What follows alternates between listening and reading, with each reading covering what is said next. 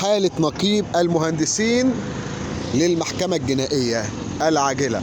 قررت جهات التحقيق إحالة نقيب المهندسين إلى المحكمة الجنائية جنح الإزبكية على خلفية الامتناع على تنفيذ حكم قضائي صادر بسداد معاش لأحد أعضاء نقابة المحالين إلى المعاش، وذلك في قضية حملت رقم 563 لسنة 26 جنح الأزبكية.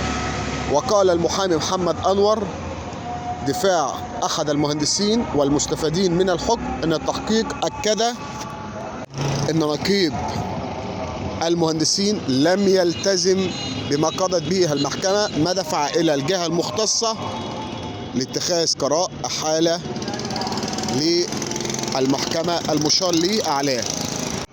وتأتي هذه الخطوة احتراما لمبدأ سيادة القانون.